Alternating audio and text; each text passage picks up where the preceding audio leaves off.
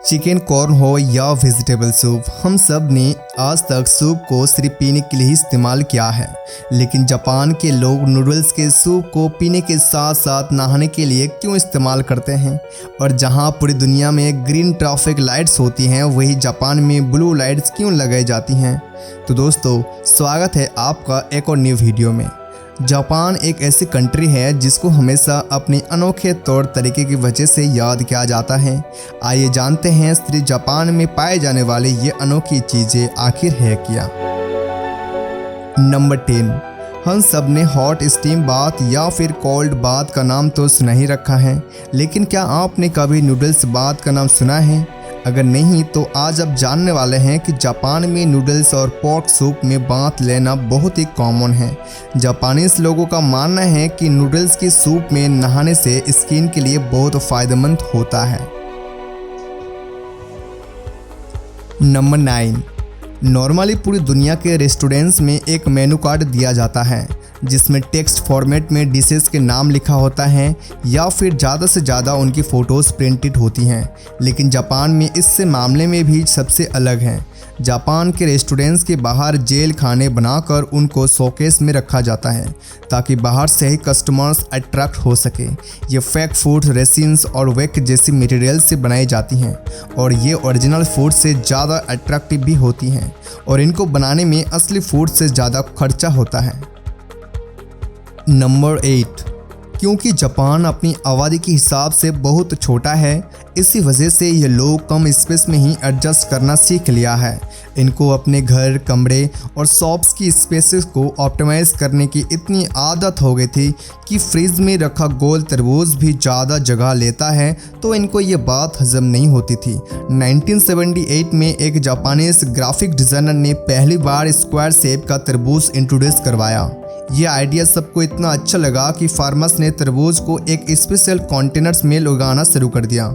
इससे न सिर्फ तरबूज को ट्रांसपोर्ट करने में जगह बचती थी, बल्कि फ्रिज में भी ये आसानी से फिट आ जाता था। बाद में तरबूज को डेकोरेशन के लिए अलग अलग शेप भी दिया जाने लगा।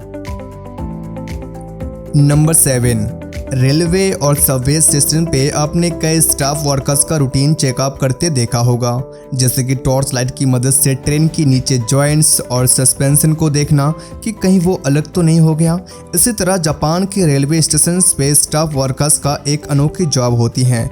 इनको पीपल पुशर्स कहा जाता है। जी हाँ दोस्तों, उनका काम होता है लोगों को धक्का देना। ट्रेन के डोर बंद होने से पहले ही पीपल पुशर का काम होता है कि लोगों को धक्का देकर ज़्यादा से ज़्यादा पैसेंजर्स को अंदर पुश करना। नंबर 6, अब यहाँ आती है सबसे ज़्यादा इंटरेस्टिंग चीज़ जो सिर्फ जापान में ही नोटिस की जाती है।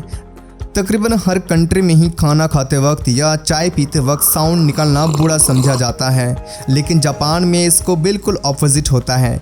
नूडल्स या सूप पीते वक्त अगर कोई इस टाइप की साउंड ना निकाले तो शेफ को लगता है कि शायद इसको खाना अच्छा नहीं लगा। ये साउंड, जिसको स्लार्टिंग कहा जाता है, ये जापान में अक्सर लोग शेफ को शाबाशी देने के लिए भी निकालते हैं। नंबर 5, ऑफिस में वर्किंग टेबल पे सोना काफ़ी अजीब समझा जाता है। अक्सर ऐसा करने वालों को यहाँ तो मजाक उड़ाया जाता है या फिर उनको बॉस के ताने झेलने पड़ते हैं।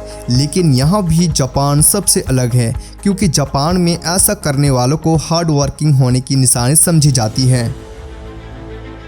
नंबर 4, जापान के कल्चर में पूरी कोशिश की जाती है कि नंबर 4 को अवॉइड किया जाए, क्योंकि उनका मानना है कि नंबर 4 बहुत ही अनलकी होता है। इसी वजह से हर वो चीज़ जिसमें नंबर 4 आता है उसको जापान में अवॉइड किया जाता है।